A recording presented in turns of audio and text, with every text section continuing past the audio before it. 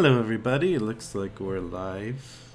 Um, well, welcome back to Teatime Tales. It's been a bit of a break. I feel like the beginning of this year has just been a constant stream of me saying, I'm back this time more regularly, and then more stuff will pop up. But life happens, and I think, fingers crossed. No promises, but I think I'll be able to get back to a more regular schedule here like I was doing before, if illnesses and scheduling and life permits me to do so. But I think it will, so I think we'll be able to get going a little bit more regularly here. So if this is your first time watching or joining, welcome. This is Teatime Tales, where I take kind of experimental decks that aren't fully baked, sometimes half or quarter baked, and try to take them against the quest of my choice and just see how they do, see what I can learn about the deck through doing that, and hopefully more than anything, having fun on my part and having fun for people watching.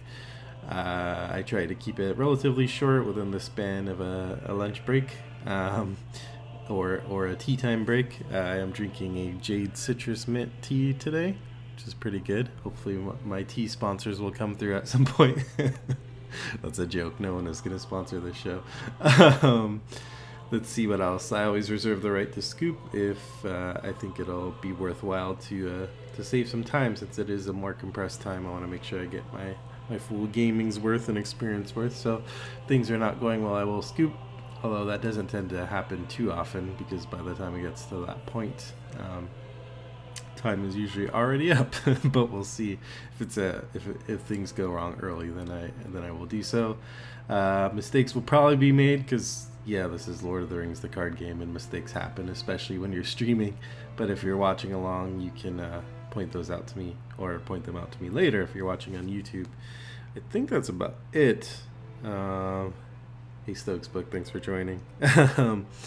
Let's see. Yeah, so I guess I can go over the deck. So over on Twitter, I usually run a weekly poll where people can ask me, either make suggestions for what they want me to see play, or I'll run the poll and give a few options and people vote. This time around, people voted for me to run Quickbeam, unsurprisingly, because he is the newest hero. We did finally get another adventure pack. Hell did freeze over. We finally got the Crossing of Poros over here anyway. I know it was released a little early in Europe. We got it over here, and the cycle has actually finally come to a close after maybe a year. I think it took maybe a whole span of a year or maybe more to finish the whole cycle because of some delays in between packs, but it's here. Yeah, so people voted for Quickbeam, solo Quickbeam deck, even though I did hold out the alluring prospect of a solo Dory deck, but that did come close. That was second choice, but people decided not to completely screw me over, and I think they threw me a Quickbeam lifeline. Let's see. So I decided for this deck, I think kind of when you're running solo Quickbeam, what you run into, he's definitely a good hero, but I find in solo the deck building can be a little bit challenging because there's a few limitations. One, Quickbeam is a 12 threat hero, so that already restricts what other heroes you can use with him. And the other thing is, because of his ability, which is deal damage to Quickbeam to Redium, limit once per phase, you're basically you have to use lore, because no other sphere has healing, and you have to actually damage them, so you can't use any like damage cancellation tricks and try to cancel the damage. If you cancel the damage, then the ability doesn't go off. So yeah, so you have to use lore. So I think the most natural build, which people probably will gravitate towards, and I gravitated towards at first, were Elrond, just because since you're going to be doing healing, he makes it more efficient. And then you're at 25 threat at that point, so you pretty much got to throw in a low threat Hobbit, lore Hobbit, more than likely. So probably a lore Pippin. One of the builds I experimented with was kind of a not quite secrecy because your threat is high, but just using Falco Boffin as kind of another lore threat, a low threat lore Hobbit option. And yeah, those work pretty well. You know, like I mentioned at the top, I tried to go with more experimental decks here. So I was okay. That's kind of the deck that suggests itself. So let me go off and do something a little weird. So that's what I tried to do. So I said, okay. The thing that was really challenging me was because the deck kind of forces itself into one tactics hero and 2 lore heroes, because more than often you're going to be trying to play these expensive Ents, especially the Welling Hall Preserver, to help heal Quickbeam, and so you need the 2 lore heroes. But then that kind of limits your options as well, as far as what lore heroes are available that will really fit in that deck and the threat. And so I said, well, there's a solution. There's our old friend Biffer, who's a low threat 7 threat hero. And basically, because of his ability where he can transfer a resource from one of the other heroes to himself, I mean, it's basically like you have 2 lore heroes, at least whenever you want to trigger it. I mean, you could trigger it every turn and you basically have the equivalent. And so then I could open it up to basically anyone else. And that's when we got to our old friend Tactics Theoden. I think I can count the times I've used him on one hand, maybe 2 hands if I'm being generous. But the more I thought about it, the more it made sense, because I was using Quickbeam a lot to quest, in the early game, and then ready if you needed to fight. And Theoden lets him quest with 3 and get the most use out of that stat and that reading. And of course, Theoden himself has 3 willpower. So basically, your initial team altogether, you can quest with 8, which is pretty good. And then Quickbeam can still be available to ready. The problem is that if you're questing with all of them, Quickbeam is not a very good defender, because he only has 1 defense, and you're probably putting damage on him to ready him for combat if you quested. So you're putting yourself in a bad situation. So I mean, you can go later and look at the Rings DB posting. It's up on Rings DB. This is the Tree Ring Circus deck. Actually, the deck name is kind of a play on words that really makes no sense, because it came from an original version of this deck where I was trying out Thurindir and gather information to grab the magic ring for Quickbeam right away. And so Tree Ring Circus, he was using a ring. But that went away, and I just kept the name because I wanted to. McDog, hey McDog, is asking how much time do I spend thinking of punny deck names. Too much time, and as I just mentioned, I'll hold on to them even when they don't make sense anymore. Yeah, I think that's about it. Oh, I was mentioning the defensive problem. So if you go to the Tree Ring Circus deck on Rings DB, you'll see I mentioned in the write-up that I've included 4 different options for defense in turn 1, which is what I'm most interested about, because this is an Ent deck. It has lots of Ents in it. So once you get to mid and late game, if you can get to that point, then you're going to win most of the time, because the Ents are so strong. But like with any Ent deck, it's really a matter of can you survive the first few rounds. And so I have Defender of Ramos as one option. You can play him out first turn. I have Feints that you can use. What's the other one? I have Hold Your Ground, which I barely ever use, but it readies a Sentinel character that can ready Theoden so he can defend if you need to. And then the other option is just the Ent draft. So throw that on a hero, maybe Quickbeam, maybe someone else, and then take an undefended attack. That's probably the lowest option, because undefended attacks can be iffy. But you know, it's an option. So with that many, I think 12 different copies of those cards, so you have 12 out of 50, you have a good chance of drawing at least 1 in your opening hand and giving you an option. I think that's about it. You'll see the rest play out as I play, and I should get started so we can get through the quest. I decided to take on Nightmare Watcher in the Water today, just because I try to mix up the quests I'm playing. I mean, I think it's a decent testing quest. I wouldn't immediately think of it, because it has some weird stuff going on, and especially in the Nightmare version, you have to explore the Doors of Durin. If it's been a while since you played this game, this particular scenario rather, you have to do this funky thing where you discard cards from hand and then match the first letter of the cards you discarded to the top card of the encounter deck. In the original version of the quest, It was optional. You could kill the Watcher or do the doors. In this one, you have to do both. So if I do lose this quest, that may be because I'm just not able to play the guessing game right. Because I did not text specifically for this quest, so I don't have a ton of scrying. Actually, I don't think I have any scrying. So yeah, this is just kind of seat of your pants stuff, and hopefully I can pull it off. Probably not the best idea, but hey, that's what I'm here for. Okay, so opening hand, I'm gonna mulligan this because the #1 card that you need in this deck is really neutral Treebeard ally. He's the thing that makes the whole deck sing because he can help pay for those allies, and it's basically like having another hero around in terms of resources. So it helps a ton. So let's mulligan. Oh, there he is. That's good. So we got Treebeard. We don't have any of our defensive options yet, unfortunately. So we'll see how it goes. Because obviously, Durandingle Warrior can come in, but he can't ready right away. Okay, so it's finished setup. The Nightmare mode just says while Doors of Durin is in play, the Watcher cannot be engaged. So the Watcher has to stay in the staging area until Doors of Durin is explored. Reveal cards from the encounter deck and add them to the staging area until they're at least X threat. X is twice the number of players in the game. So I need a 2 threat worth of cards. Let's see what we get. We get a striking tentacle rather. Yeah, that kind of sucks. This is the one that when it attacks, discard the top card of the encounter deck. If it has a shadow effect or is a tentacle enemy, then the attack is considered undefended.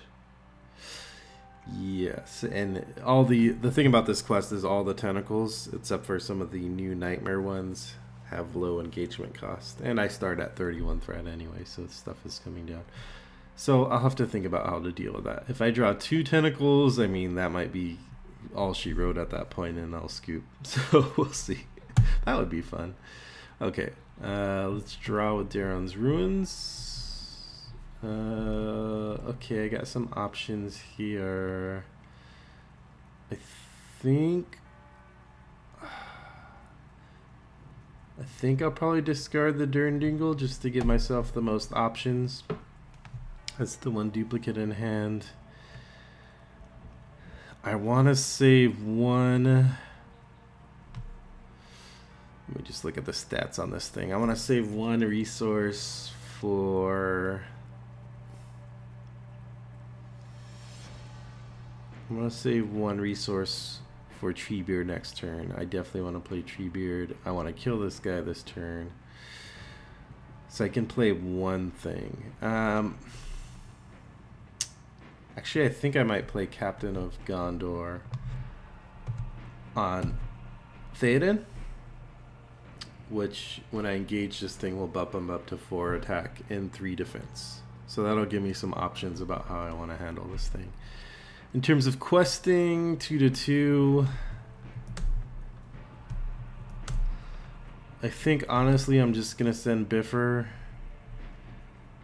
I could send Quickbeam, but I think at this point, again, if you haven't played this for a while, the trick is to kind of take your time on quest stage 1, get set up, and then quest stage 2 is when the Watcher pokes his head out of the water, and that's when you get down to business. So likely I'll have to raise my threat a bit. I don't have really any threat reduction in this deck, so that can be a problem. I do have a couple copies of Favor of the Valar in here as an emergency valve, and there are a couple of nasty Doom 5 stuff in here, so that could be another way that I could lose. There's lots of ways to lose in this quest. This is Lord of the Rings, the card game, of course. Okay, Knees of the Mountain. So I'll raise my threat by 2 because I quested unsuccessfully. That's fine. That was kind of a relatively gentle draw. While it's in the staging area, the enemy gets +1, but I'm going to travel to it. I will optional this, which triggers Captain of Gondor. And now I have some options.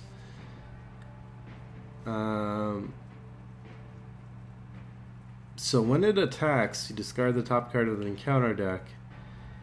If it has a shadow effect or is a tentacle enemy, this attack is considered undefended. Now I'm sketchy on my timing here. Someone who's watching could tell me, but if it's a when effect, does that happen before you declare defenders. I should know this, but but I'm second guessing it now about what the timing is. So like, would you declare a defender and then you trigger the when and then you see if it's undefended, or do you trigger that before even declaring defenders? That is a good question. Well, I mean, I think I can kill it either way. So I think the way I'll play it is just to defend with Theoden, and I can find out the rules some other time. So let's defend with Theoden, and let's see. Okay, it is a tentacle. So this is going to be an undefended. Remove 1 progress from the current quest, that's fine. So we have to put it on Quickbeam, which is unfortunate because now he is not going to be able to use his redding for a few turns. And it's going to take me a bit to get my healing online because I have to get Treebeard out first, then a Welling Hall Preserver or Warden. But for now, we can at least kill this thing. Turn 2. Okay, so I got, this is good. I got Hold Your Ground, which I mentioned earlier. Choose and ready a Sentinel character. That's mostly meant for Theoden. It's just an emergency valve to ready him. And, you know, in most decks that would be kind of expensive just to have a 1-cost, 1-time readying for a character. But here it actually, it makes sense. And then it can also ready the Durndingle Warrior, who also has Sentinel and is kind of my primary defender later in the game, along with Treebeard. So let's go ahead and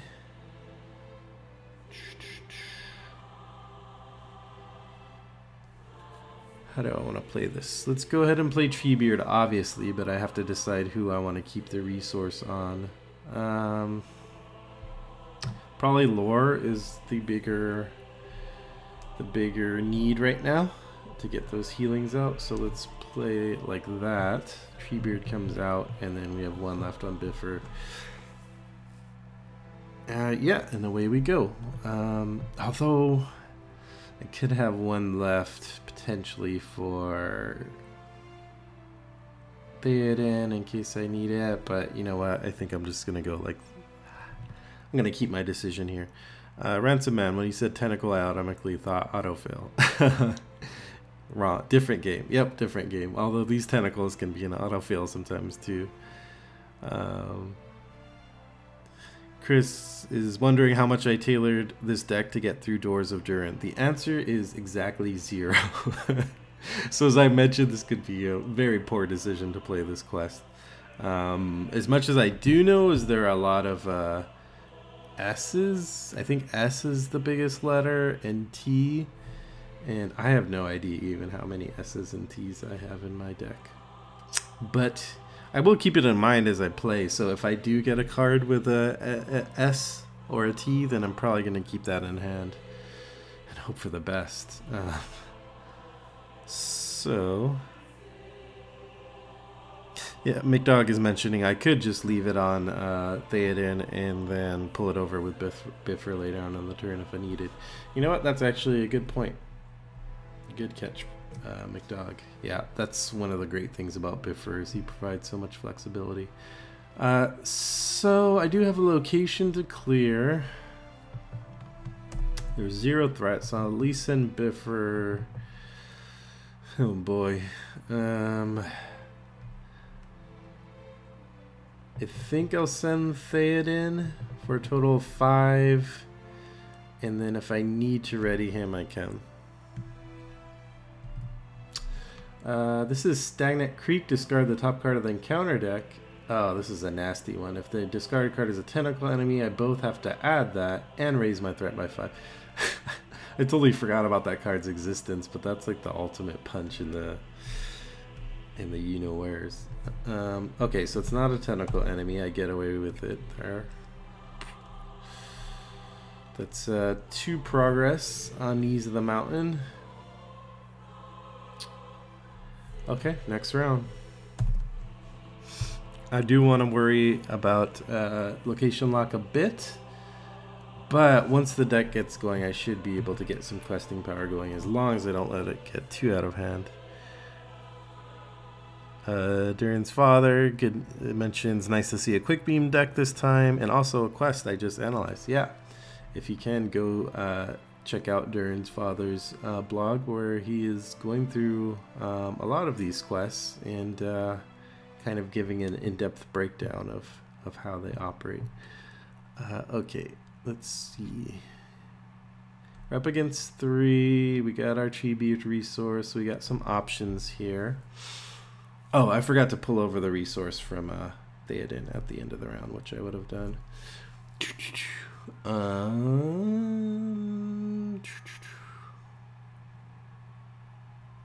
think I want to get the Preserver out, because he takes more time to get going than the Warden, but once he does, that's a good 1 damage healing, and then it's easy enough to just play the Warden next turn and he's ready right away to go. So that's usually the order I do it, is Welling Hall first, then Warden, unless there's an emergency. I could play out the Booming or the Dirndingle. You know what? I will, because now I have Treebeard as a backup defender if need be. So let's play the Dirndingle first. Safety first, as usual. Okay, so let's see what we do here. Up against 3.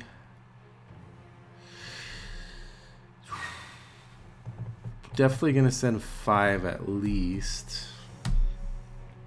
I'm probably going to need more than that to bust through this thing, so let's send Quickbeam for the full 8. And if I have to tank a tentacle for a round, that's fine. Okay, this is 4. Oosh. I am very glad that I sent Quickbeam, because that takes it up to 7, which means I make 1 progress, but it's exactly what I would have needed. The mountain is out. If I wouldn't have done that, then not only would I have raised my threat, but these locations would have been stuck there and it would have gotten really dicey at that point.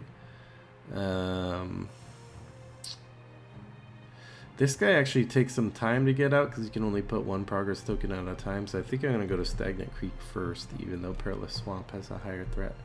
And that's the end of the turn.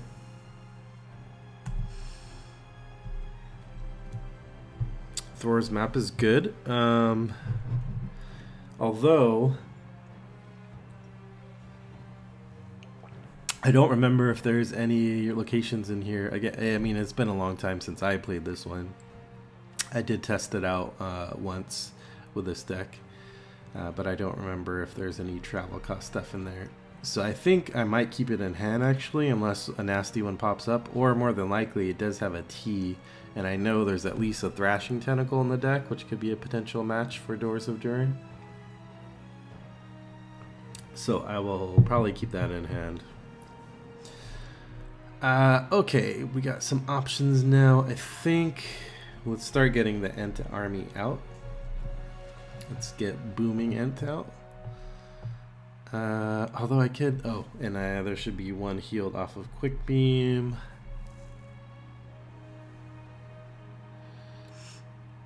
I'm just thinking here because, yeah, let's do that instead. That I paid 1 from Treebeard, which would leave 1 left on Quickbeam, which I will move over to Biffer, which I will then pay for Warden. Okay, let's do it that way. Again, the flexibility that Biffer and Treebeard combined is very, very nice. Okay, we're up against 4. Let's send, we can now send, these will be our constant questers. Boo, boo, boo. Who do I want to throw in? Theoden or Quickbeam? Let's throw in Theoden for 8 to 4. This has 3 quest points. Let's throw in Quickbeam too. 11. Just to be safe. Stagnant Creek, same thing. That is not a tentacle enemy, thankfully. I was resolving this when revealed, so I got lucky twice there. That's 11 to 7. That's 4 quest points. That's enough to blast through that. Blast through that. We'll travel to Stagnant Creek again. We will make it to the next round. Let's do some healing with the Warden first. Let's make it to the next round, and Quickbeam will be healed again. We got our Entmoot here. I don't know if I mentioned, yeah, I did mention before that this is a heavy Ent deck, as you can already see from the allies I have on the table. We just get a booming Ent, but that's fine. Treebeard would have a resource, of course. And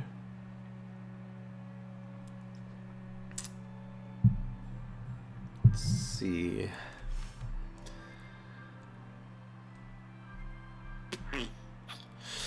I guess I could get another booming out. Right now I was just thinking about the letters in the card. This quest really is weird because I had to think about the letters of the cards in hand and whether they're better off getting played or kept in my hand. And then I'll move one to Biffer, and let's get Mablung out.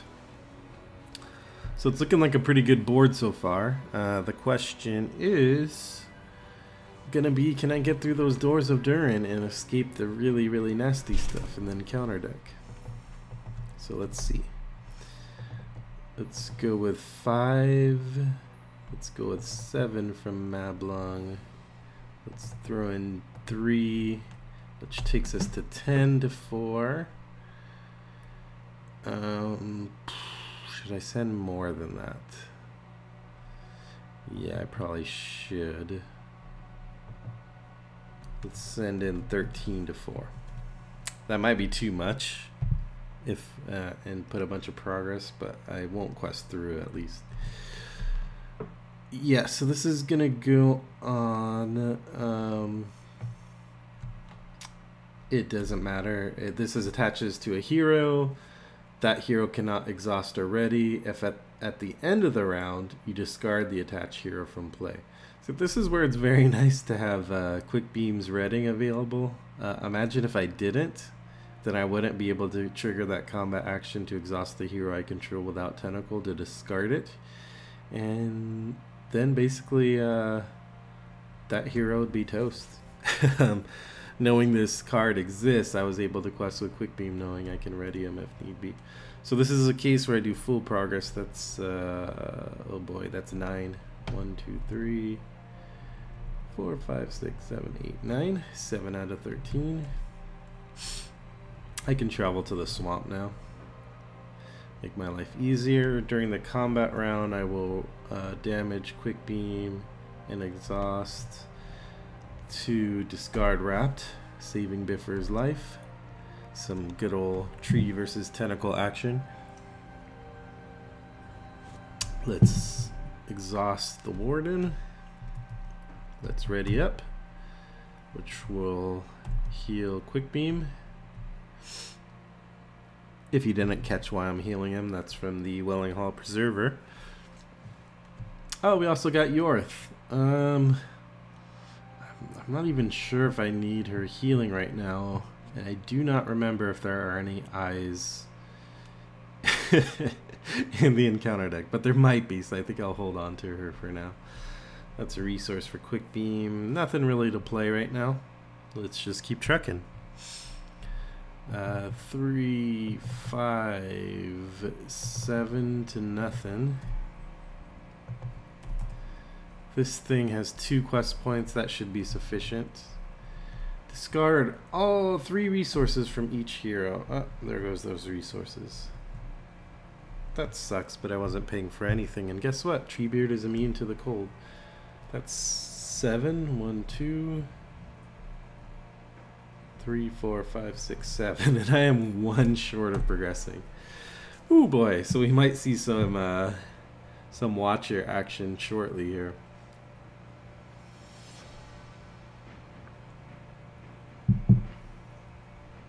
Oh, you're right. Good catch, McDog. You can only place 1 on that location. Which is good. That's actually one of the reasons why I wanted to travel to it, is that it would be a break on my questing. Now I just have to remember how many. I think I put 5 on this thing. Let's see, I did 7. Yeah, I would have thought 5. So let's remove 5. 1, 2, 3, 4, 5. Yeah. Okay.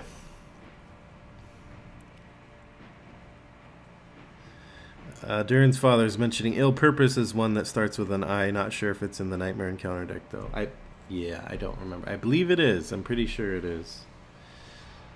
Let's see. Did I get all my decks in a row? Yep, I think that's it.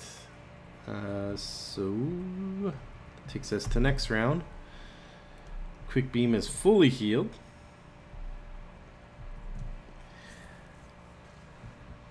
I can get self-preservation on Quickbeam.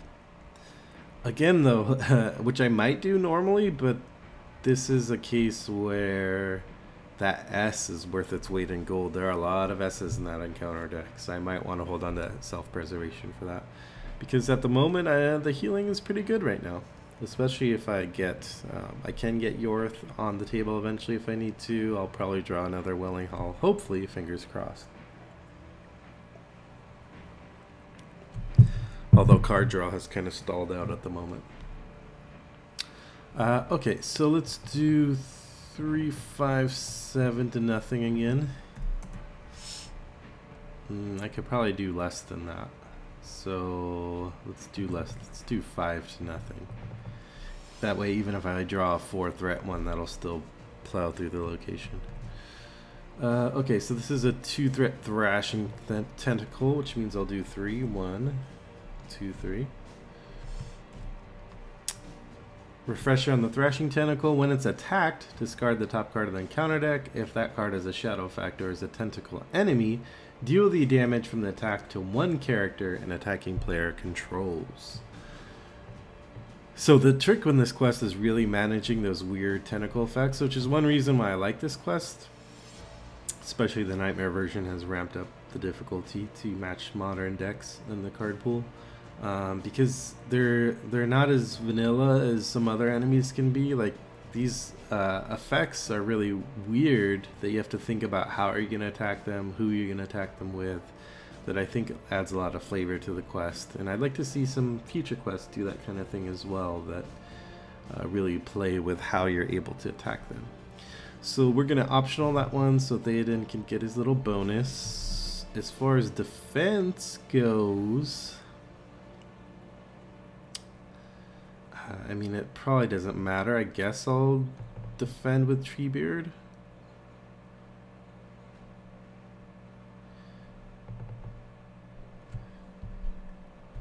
Yeah, no shadow, so no damage.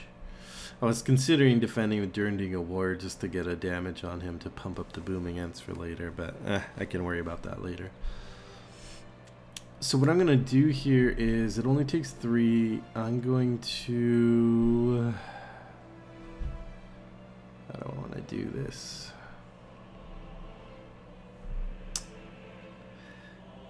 It only takes 3, so I think I'll just attack with a Booming Ent in the Durandingle Warrior for 3 exactly. And then, if the bad thing happens and I have to deal the damage, I can throw it on Quickbeam probably. And he can heal that off pretty quickly. So let's see what we get. That does have a shadow effect. So I have to deal that to Quickbeam, 3 damage. And move to the next round. Did I say I like these effects? Quickbeam gets a resource. I forgot to trigger the Warden, but Warden and Welling Hall Preserver together last turn would have been 2 off Quickbeam. Okay. Defender has a letter that might be useful with a D. But I don't want to go too crazy in that regard. I also could use some defending help if I quest through to the next round. So let's put out the Defender. And the rest will just be steady as she goes. I mean, bear staging area, bear location. I don't want to quest too crazy, so I think I'll just quest with the Welling Hall for 3. I do have to look at my threat. It's at 40. There's a Doomed 5 in here. I think that's still in the Nightmare version. There's a couple of other effects that add like 5 Doom, so I could lose pretty quickly here if I'm not careful. Boop. We get a Grasping Tentacle. That's a 2 threat.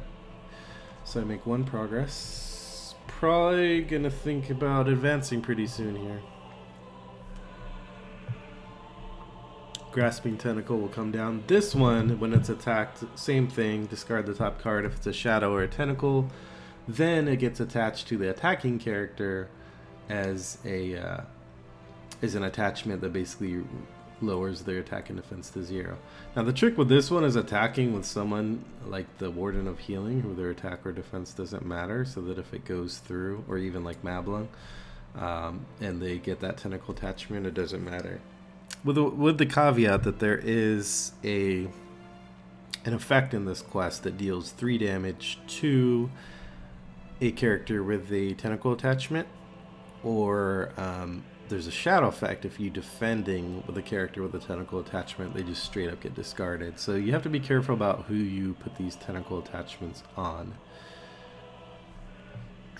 So let's see how we want to do this. My optional so Captain of Gondor will go off.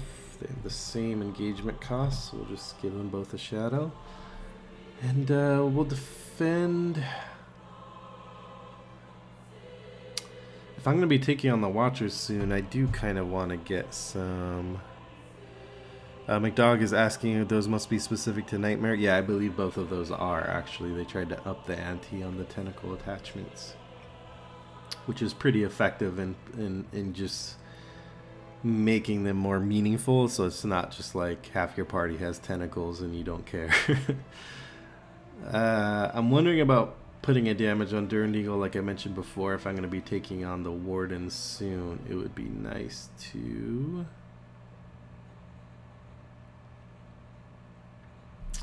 You know what? I take it back. I'm not going to trigger Captain of Gondor. It is an optional response. The reason why is because I want to be able to attack like the Thrashing Tentacle, say, and not deal 4 damage to someone with Theoden. Okay, let's defend Durand-Eagle against this one. Nothing, so he takes 1 damage. Let's defend the other one with Treebeard. Nothing, no damage. Okay.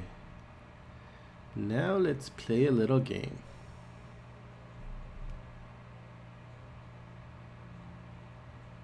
Let's take care of this one first. Let's attack the Booming End is attacking for 3 now against this one. Let's discard the top card, and attacking with the Warden too, sorry. I almost forgot that important part. I guess it could they could do it with Mablung too, his attacking. I'll do it on the Warden. Boop. This is not a tentacle enemy or shadow effect, so Grasping Tentacle goes bye-bye. And then we'll do Treebeard, Theoden here. Worst case, it goes 3 damage on Quickbeam and he's still alive. That would kind of suck, but that's what I gotta do. It does have a shadow effect, so the Thrashing Tentacle lives to fight another day. Oh god.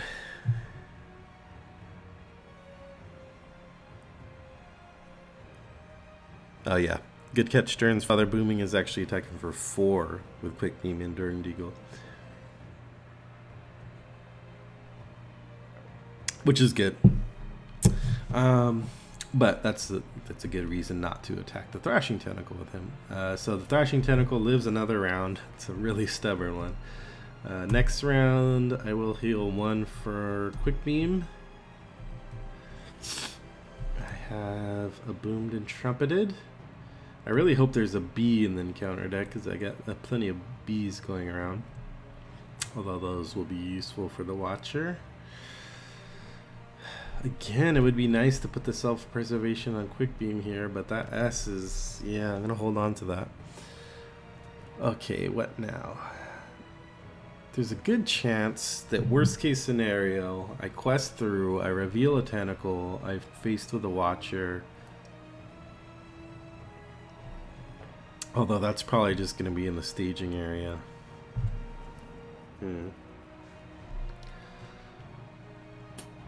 What to do, what to do. I think I'm fine. Let's quest with the Welling Hall for sure. 3-0.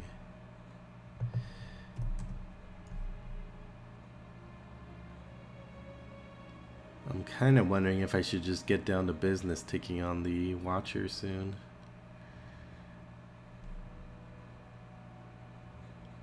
Well, let's do one more round and see how it goes. So Thrashing Tentacle, so I make one more progress. Probably next turn I'll be advancing. I got 2 of these freaking tentacles though, and they're just not going away. Let's defend with Treebeard again.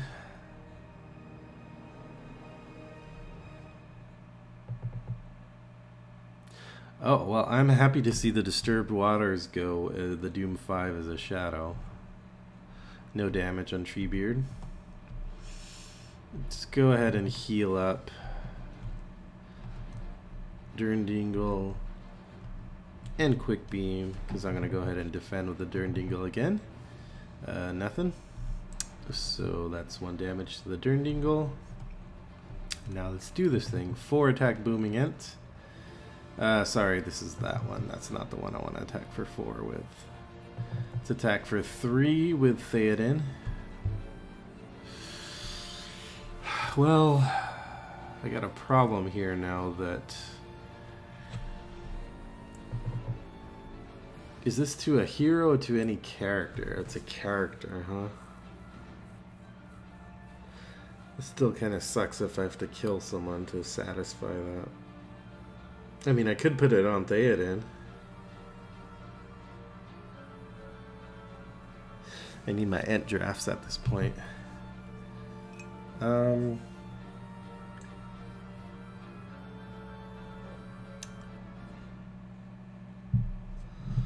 a single character. Screw it. Let's do it. So 3 Theoden against this one. That is a tentacle, but it's not a tentacle enemy, or doesn't have a shadow effect. So 1 tentacle's down. Yeah, self-preservation is looking a little nicer right about now, as McDog says. It's really tempting me, but that S, that valuable S keyword, I really wish I had it scrying in my deck.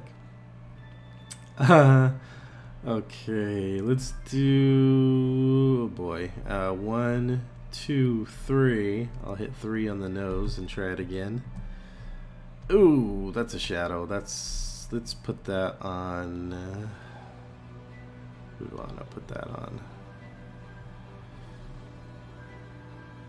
I could put that on Treebeard, but I do like the idea of defending against the Watcher with him, so let's put it on Theoden for now. Theoden King, and we'll ready up.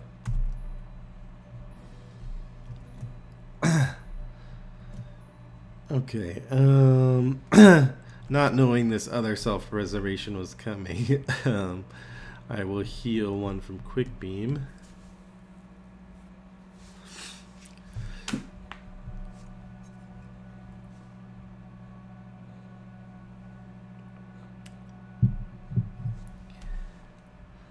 So now the question is how much I want to keep the S keyword versus self-preservation.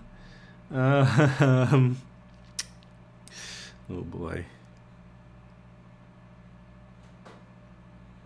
Durin's father's mentioning adding straight shots to the deck. More S's and a nice way to get rid of those. Oh, for sure. Straight shot is bomb for this quest. Although not for this deck, because...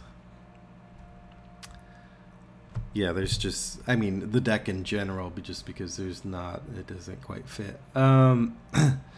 The This is definitely a nightmare quest that you could tech against the doors if you don't want to go the scrying route. It would be funny to see someone's deck that is just like a lot of S's and T's and whatever other letters are common. Okay.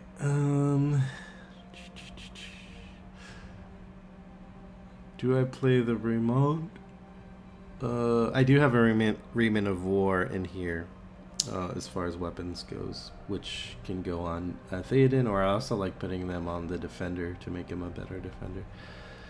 I'll play the self-preservation and hope I don't live to regret it on Quickbeam, especially because of this Watcher's effect, which deals 3 damage to one character.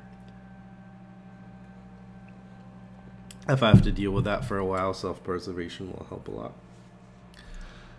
Let's do that. Still missing a lot of my allies in my other Entmoods and my Darren's Ruins. I would love to see some of those. The deck has stalled out a little bit in terms of that. It's quest for 3 versus 0. I'm kind of thinking I might need to just progress through at this point. I'm up to 42 threat, and I'm going to need some time potentially to get through the Doors of Durin. So let's send Biffer. Biffer. Oh, another Thrashing Tentacle. This should get interesting. So 1, 2, 3. We quest through. That's flavored texts, which you can read from that fantastic book, Fellowship of the Ring. Maybe you've heard of it. Add the Watcher to the staging area with his 4th threat. Doors of Durin becomes the active location. Let's shuffle all tentacle cards in the encounter discard pile back into the encounter deck. And remember, that's all tentacle cards, not just enemies. So I'm going to start looking up these letters as I do this too. That's a P, that's a T, it's a W, ugh. An S, a G. I don't have any G's. I think I don't have Gandalf. A T. T's are pretty popular. S. Another W. Another S. And another S. That's what I mean about those S's. The problem is if you play one and you don't match, then you're out of your S. So it's really a tough game there to try to do those matches. I could definitely see some people still not liking the Nightmare version of this quest because it is kind of a crapshoot at that point. Your deck can be great and doing well, but if you can't get through the doors, then that's pretty much it. And without Will of the West, this isn't like Arkham LCG where you can just reshuffle your deck and take a horror. Like once you're out of cards, that's it, and that's pretty much endgame. So we'll see how it goes. Hopefully my fate will not be that. So remember, while Doors of Durin is in play, I cannot engage the Watcher, so he's going to have to stay there. That means by any means, I can't use like a Mablung if I had another one to pull him down. And when a tentacle enemy is destroyed, I do get to deal 1 damage to the Watcher.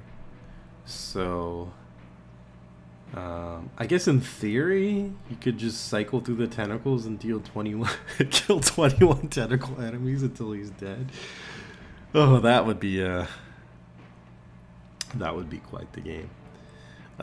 Chris is mentioning secret tech for the door, Palantir. Yeah, it'd be interesting taking my Palantir party deck against this quest. Okay, so we got that. I mean, should I just take a shot at the Doors of Durin?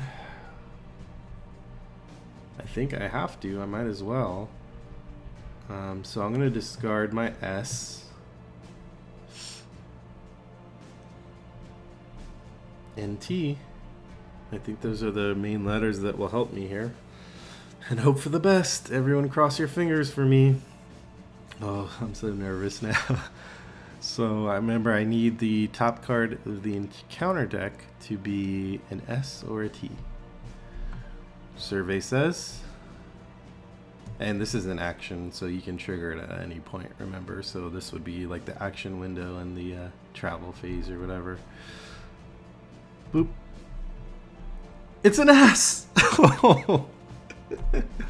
Some may have laughed at me for keeping that self-preservation around, but I feel very vindicated. Okay, so boom, the doors go popping open to the victory display. So I can now engage the watcher in the water if I'm feeling bold, which I might be feeling bold. We'll see. Okay, let's not get ahead of ourselves now. So I still have to put 5 progress on here. I still have to defeat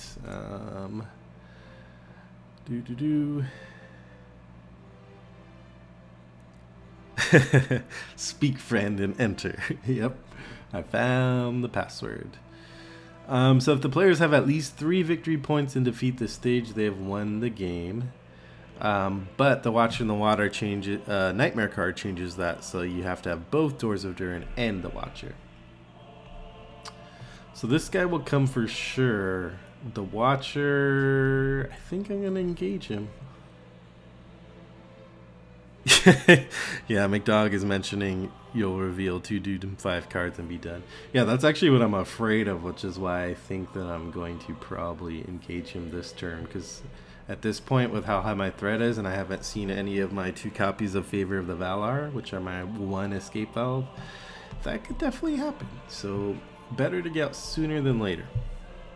And I think I have some defensive options, not to speak too soon.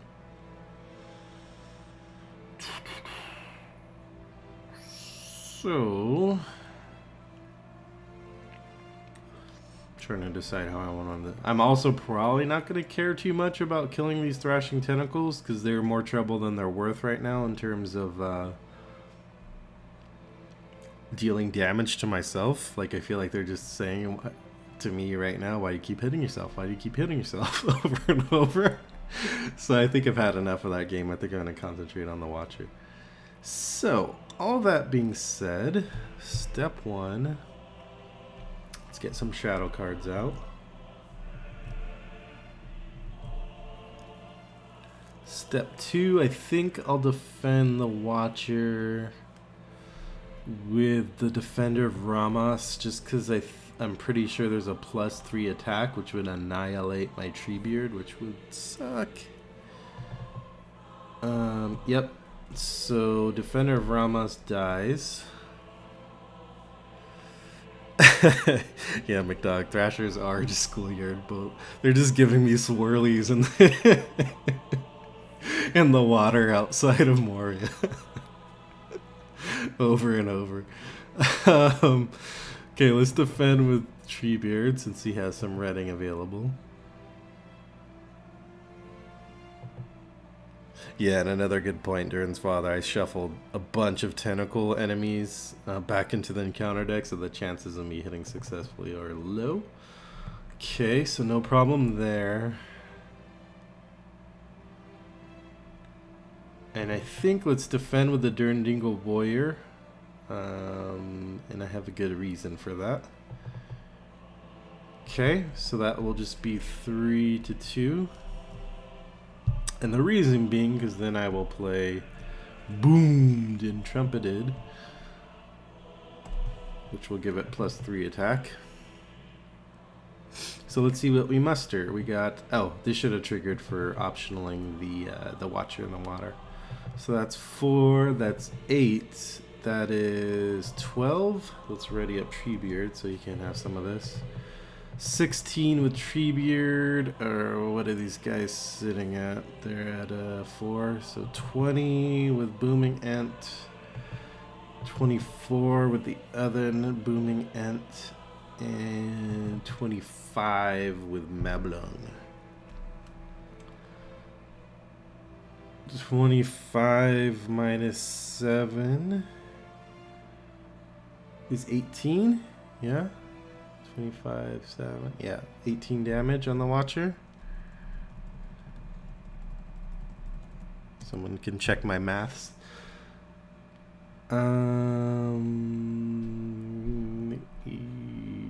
He has 7. Yes, I'm just double checking that there's no other effects in play that are boosting his defense.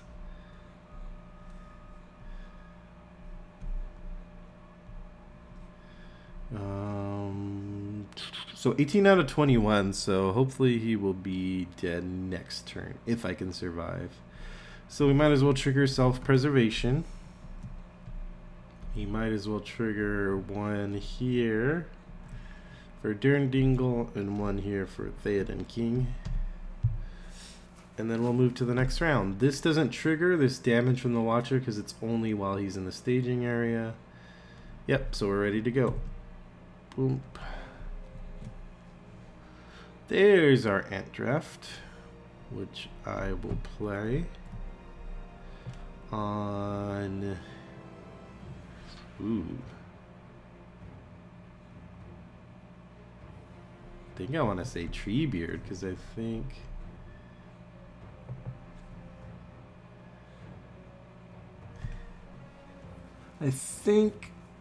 I'm probably going to defend with him. Let's say worst case scenario, he gets bumped up to 10 attack versus 3 is 7 damage. Yeah, that still doesn't help me actually. So maybe I should rethink that strategy. Yeah, 10, yeah. I could just put it on Quickbeam doesn't. I'll put it on the Durndingle Warrior, I guess.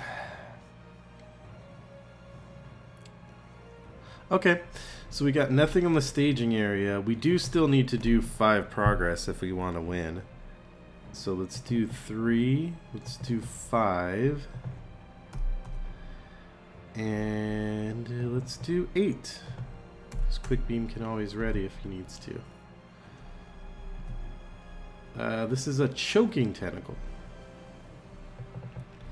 I do put 6 there.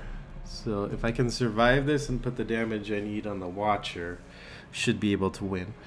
If you haven't seen this new Nightmare card, this is a nasty 5 attack tentacle. And after resolving the attack, discard the top card. If it has a shadow factor or is a tentacle enemy, like usual, you attach it to the defending character, and that character gets, every time they ready, they get 1 damage. Yeah, McDog is mentioning finally a Nightmare card. Yeah, there hasn't been too many popping out so far. They do exist. So this can be a nasty one, but for this deck, which features a ton of healing, it's actually not that bad. If you get other decks with no healing and it gets on your hero, for example, then that could be a game over, a choke out maneuver, if you will. So can be nasty, something to keep in mind. But with that said, let's do the thing. Let's figure out our defenses here. Watcher gets first shadow. The Thrashing get the next 2 shadows. Let's figure out the Watcher first. Actually, let me figure out my math first. I need 3 more damage. So I need 10 damage total. I could do 4. Oh, and let me trigger this for optionaling the choking. That's 4. That's 8. Yeah, I mean, I basically need 3 characters to take out the Watcher. So I could probably sacrifice Mablung. Let's do that. Sorry, Mablung. Yeah, it gets +3. Yeah, I'm glad I made that decision, because if I would have defended with Treebeard, say, that would have been the end of him. Which I think I would have been fine still, but it'd be annoying. I'd be very cross. Mablung is dead. Let us defend with the Durndingle Warrior against the big boy. And we'll go ahead and trigger that. So he's defending for 5. Okay. And after resolving the effect, let's see what we get. That is a tentacle, but it's not a tentacle enemy and doesn't have a shadow effect. So the choking tentacle does not choke a giant Durndingle Warrior. I'd like to see the visuals on that, how that would play out. We can defend the Thrashing Tentacle with Treebeard.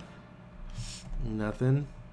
And we can just defend this one with the Booming Ant, let's say. Okay, that will deal 1 damage to the Booming Ant. ready up Quickbeam. He's now attacking for 4.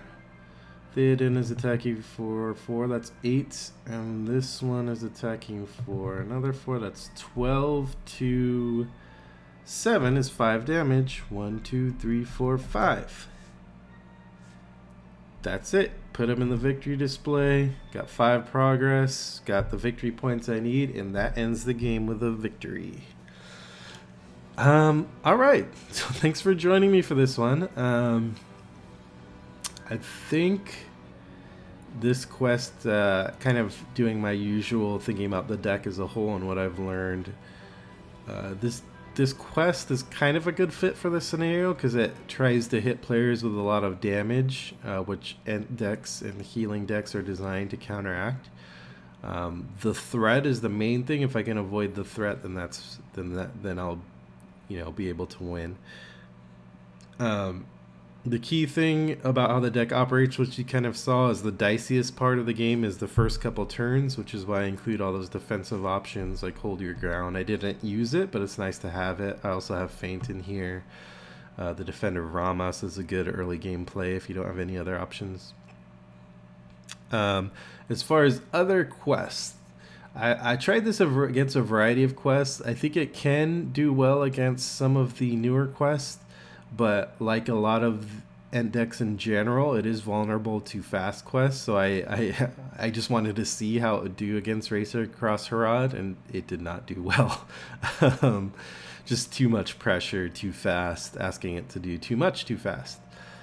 I think any quest that gives you some measure of pacing control, like say a Dungeons of Kirith Gurat would be a good example. Maybe the Mumakil.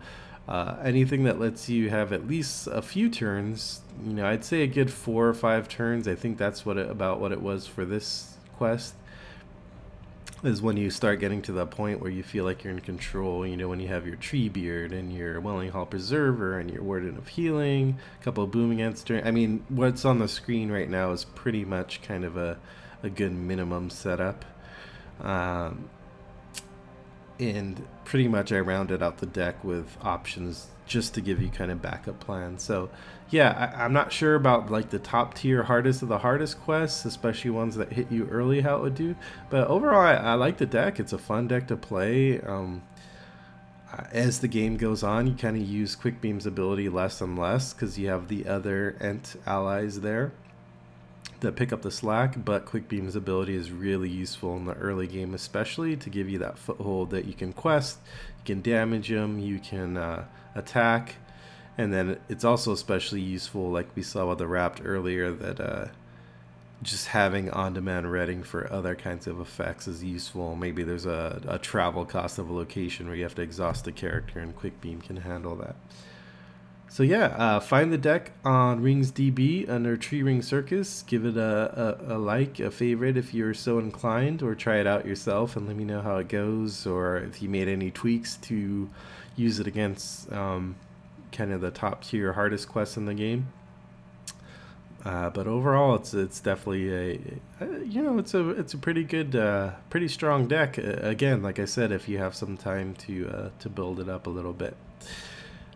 So I think that's about it. Make sure you follow me on Twitter at TailsFTCards, where you can participate in voting the next deck that I will take on. If you're really dying to give me a solo Dory deck, you can do so.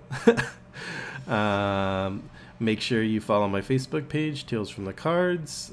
Go visit the actual Tales from the Cards website, which, I've now added a page on Tales from the Cards blog that has a link to all these videos so that you can just find them there instead of having to go search for them on YouTube if you're not inclined to do that. I think that's about it. I should be back next Friday. Like I said, getting back to a more regular schedule. Thanks for joining me. Thanks for everyone in the Twitch right now, and I shall see you next time.